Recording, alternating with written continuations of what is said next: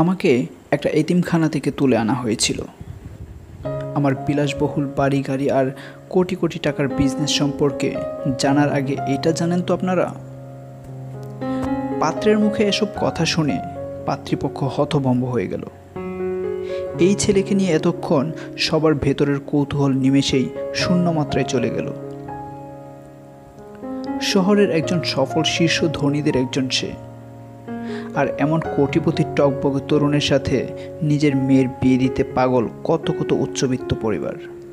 শিকদার পরিবারও তার ব্যতিক্রম ছিল না, কিন্তু এই মুহূর্তে তাদের সব চিন্তা ভাবনা উল্টো মোড় নেওয়ার অতিক্রম। এদিকে সবার চোখের দিকে তাকিয়ে ছেলেটা মুচকি হেসে দাঁড়িয়ে গেল আর নিজের দিকে দেখিয়ে বলল, এই যে আমি, আজকের সরফরাজ আদিল। শহরে গঞ্জে আমার এত সুখ্যাতি, তার পেছনের গল্পটা নিচু মানের লাগছে। অবাক হলেন আপনারা? আমার মৃত পিতা আরমান তালুকদার, যাকে আমার বাবা বলে সারা শহর জানে, তিনি আমার জন্মদাতা বাবা নন। সেটা বিশ্বাস হচ্ছে না? আপনাদের বিশ্বাস কিংবা চিন্তায় বদল হোক, এতে আমার কিছু যায় আসে না। তবে আপনাদের হয়তো একটা জন্ম পরিচয়হীন ছেলের সাথে নিজেদের মেয়ের বিয়ে দিয়ে দ্বিমত থাকতে পারে। সেটা একান্তই আপনাদের ব্যাপার। আমার দায়িত্ব ছিল জানিয়ে দেওয়া। এবার আপনারা সব কিছু ভেবে সিদ্ধান্ত নিয়ে সেটা আম্মুকে জানিয়ে দিবেন। আমার আম্মুর রিকোয়েস্ট আর আমার সাথে এই আঙ্কেল আমাকে জোর করে অফিসের একটা মিটিং থেকে অন্য কিছু বলে এখানে নিয়ে এসেছে। আর হ্যাঁ, পাত্রীকে আমি দেখব না। আপনারা রাজি থাকলে আমার আম্মু এসে দেখবে। এখন আমি যাচ্ছি। আদিল তার সাথে আসা আঙ্কেলের উঠে আসার অপেক্ষা না করে বেরিয়ে গেল। এদিকে পাত্রী সেজেগুজে হাজির হয়েছে মাত্র। দেখল পাত্র ততক্ষণে চলে গেছে। সবার মুখ চুপসানো। নীরবতার প্রহর কাটিয়ে পাত্রীর বাবা বলে উঠল, আমার মেয়ের রূপে গুণে 100-তে 100। আমাদের মতো একটা পরিবার শুধুমাত্র টাকা পয়সার খাতিরে জন্ম পরিচয়হীন একটা ছেলের সাথে আমাদের মেয়ে বিয়ে দিতে পারি না। আমাদের কি কোনো কিছু কম আছে নাকি?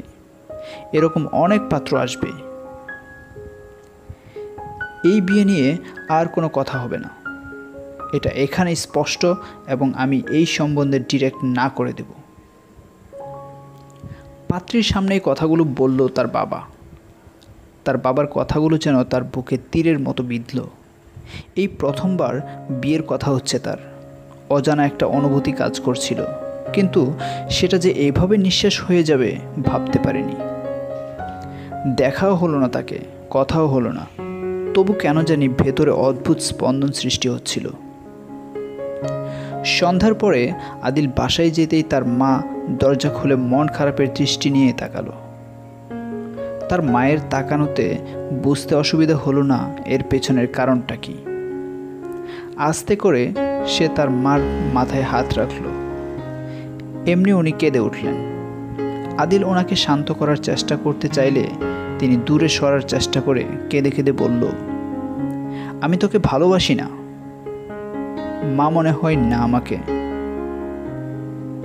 তোর বাবা কি তোকে ভালোবাসে নাই? আর কতটা ভালোবাসলে তুই বিশ্বাস করবি তুই অনাথ নস? কেন বলতে গেলি তুই আমাদের নিজের সন্তান না? কেন এমন করছিস? কেন মাকে কষ্ট দিচ্ছিস আদিল?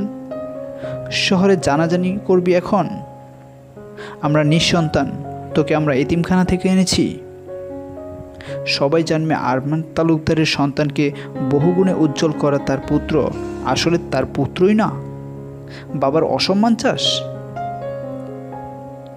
মা, বোঝার চেষ্টা করো। আমি শুধু আমার সত্যটা জানাতে চেয়েছি, কারণ কিছু পরিবারের কাছে মানুষের জন্ম পরিচয়টা অনেক বেশি ইম্পর্ট্যান্ট। ওই পরিবারও এমন ছিল, দেখছো? আচ্ছা, ওরা যদি পরে বিষয়টা জানতো তাহলে ঠকানো হতো না বলো? কিংবা আমাদের উপরে রেগে যেত না? তবে আমি কখনোই ভাবি না আমার মা বাবা নেই। আমি যা পেয়েছি এবং পাচ্ছি তা সবাই পায় না। আমি তোমাদের আদর্শ নিয়ে আজ এত বড় হতে পেরেছি। আমি সত্যিই ভাগ্যবান। খুব ভালোবাসি তোমাদের। প্লিজ ভুল বুঝো না। তুমি রাগ করে থাকলে কিন্তু আমি এখন কেঁদে ফেলব। মাকে জড়িয়ে ধরে কথাগুলো বলল আদিল। এক নিমিষেই তা মা ভুলে গেল সব কষ্ট। মুচকি হেসে ছেলের মাথায় হাত বুলিয়ে দিলেন। তারপর আদিল হাত মুখ ধুতে চলে যায়। আদিলের পালিত মা বাবা কখনোই মানতে চাননি আদিল তাদের সন্তান নয়। কখনো মা হতে পারবে না জেনেও তার মাকে তার বাবা ছেড়ে দিয়ে দ্বিতীয়বারের মতো বিয়ের চিন্তা করেনি। তারা সিদ্ধান্ত নেয় বাচ্চা দত্তক নেবে। তাদের সম্পত্তির উত্তরাধিকার দেওয়ার জন্য ছেলে সন্তানের সন্ধান করছিল। অনেক খোঁজে তারা আদিলকে পায়। 5 বছরের ছেলেটার চোখের দিকে তাকিয়ে তারা সেদিনই তার মধ্যে স্নেহের মহিমা খুঁজে পেয়েছিলেন। তাকে এনে এত ভালোবাসত যে তারা চাইতই না যে ছেলেটা বড় হয়ে তার সত্যটা জানুক। কিন্তু আদিলের এখনও মনে আছে তার জন্মদাত্রী মা কতটা নির্দয় হয়ে সেদিন ছেড়ে চলে গিয়েছিল। তবে তালুকদার পরিবারে এসে তাদের ভালোবাসায়, তাদের আদর্শে সেই অভাব ভুলে গিয়েছিল। সে তাদেরকেই পূর্ণাঙ্গভাবে মেনে নিয়েছিল মা বাবা হিসেবে। তাই তো আরমান তালুকদার মৃত্যুর আগে নিজের সব কিছু ছেলের নামে করে গিয়েছেন।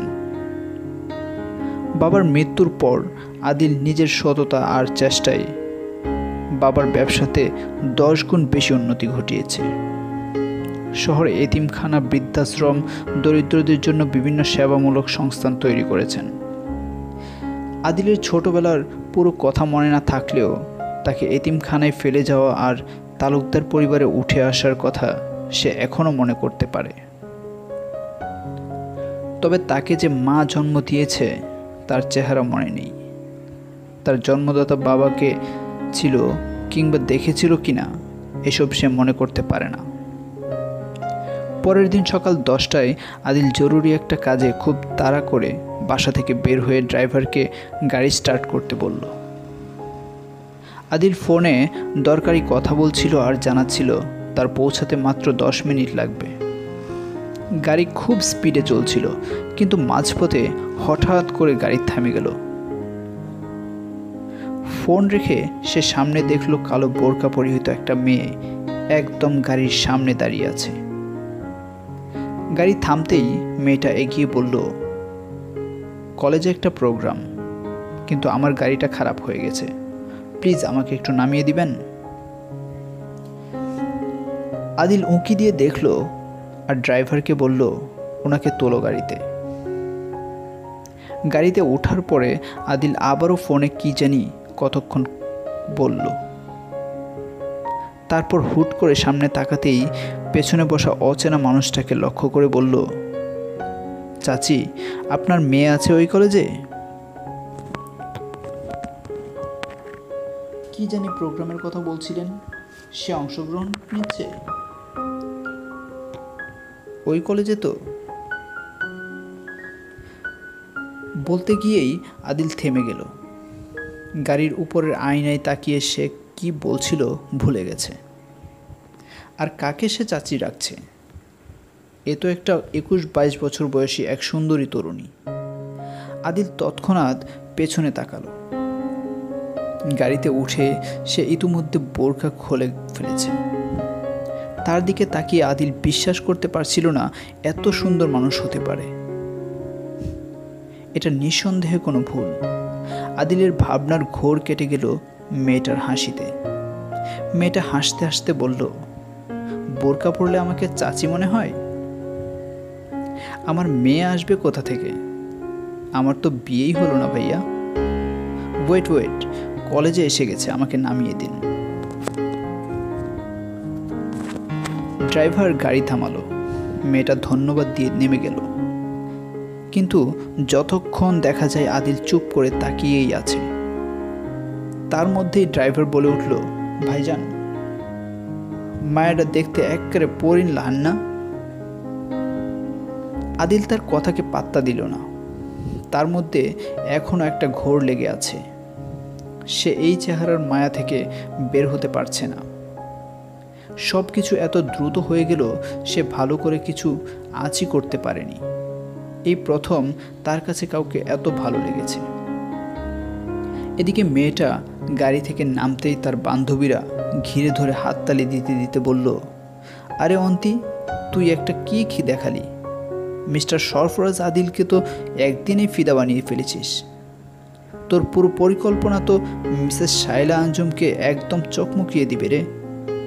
তবে সাবধান, নিজের উদ্দেশ্য হাসিল করতে গিয়ে ওই স্মার্টের কাছে ফেসে যাস না যেন।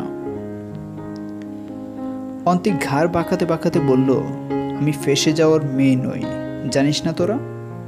ফাঁসবে তো ওই আদিল, তাও খুব কঠিনভাবে। সে বুঝতেই পারবে না তার জন্য কি অপেক্ষা করছে।